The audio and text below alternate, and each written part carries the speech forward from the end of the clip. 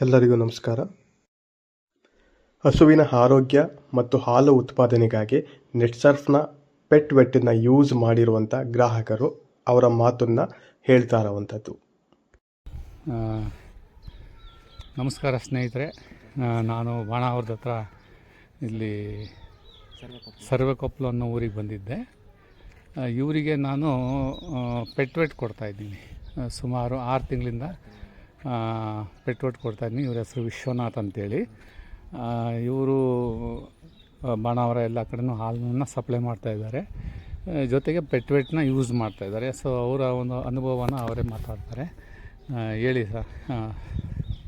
ಚೆನ್ನಾಗಿದೆ. 6 ತಿಂಗಳಿಂದ ಆಗ್ತಾಯಿದ್ದೀವಿ. ಮೇವು ಎಲ್ಲ ಚೆನ್ನಾಗಿ ತಿಂತವೆ, ಹಸುಗಳು ಚೆನ್ನಾಗಿದ್ದಾವೆ, ಚೆನ್ನಾಗಿದ್ದೀವಿ. ಹಸು ಮತ್ತು ಹಸುಗಳಿಗೆ ಅಂದರೆ ಈ ಪೆಟ್ ವೆಟ್ ಕೊಟ್ಟ ನಂತರ ಚೇಂಜಸ್ ಆಗಿದೆಯಾ? ಏನು ಅನಿಸ್ತದೆ? ಬೇರೆಯವ್ರಿಗೆ ರೆಕಮೆಂಡ್ ಮಾಡ್ಬೋದು. ಇದೇ ಸ್ನೇಹಿತರೆ ನೋಡಿ, ಇಲ್ಲಿ ಹಸು ಒಂದು ಮಲಗಿದೆ, ಅಲ್ಲೊಂದಿದೆ. ಈ ಒಂದು ಪೆಟ್ ವೆಟ್ರು ಕೊಟ್ಟ ನಂತರ ಹೀಟ್ ನಿಲ್ಲಲ್ಲ ಅನ್ನೋ ಸಮಸ್ಯೆಗೆ ತುಂಬ ಜನ ಹೇಳ್ತಾರೆ, ನಿಲ್ಲಲ್ಲ ಅಂತ. ಅದು ಫಸ್ಟ್ ಟೈಮ್ಗೆ ಹೀಟ್ ನಿಂತಿದೆ ಆ ಕಡೆ ಮಲಗಿರ್ತಕ್ಕಂಥ ಹಸು. ಇದು ಸಹ ಇದಕ್ಕೆ ಕೊಟ್ಟಿದ್ದಾರೆ. ಇದನ್ನ ಈಗ ಸದ್ಯದಲ್ಲಿ ಹೀಟ್ನ ನಿಲ್ಲತಕ್ಕಂಥದ್ದು ಒಂದು ಆಗ್ತಾಯಿದೆ ಅಂತ ಹೇಳಿದರು. ತುಂಬ ಖುಷಿಯಾಗಿದ್ದೀರಾ ಪೆಟ್ ವೆಟ್ ಯೂಸ್ ಮಾಡೋದ್ರಿಂದ? ಪೆಟ್ ವೆಟ್ ಜೊತೆಗೆ ಬ್ರೀಡ್ ಅಂತ ಇದೆ. ಹಂಗೇನಾರ ಸಮಸ್ಯೆ ಆಯಿತು ಅಂದರೆ ಹೀಟ್ ನಿಲ್ಲಲ್ಲ ಅನ್ನೋದಕ್ಕೆ ಬ್ರೀಡ್ ಅಂತ ಇದೆ ನಮ್ಮಲ್ಲಿ, ಅದನ್ನು ಕೊಡ್ಬೋದು. ಜೊತೆಗೆ ಡಿವಾರ್ಮಿಂಗ್ ಮಾಡಿ.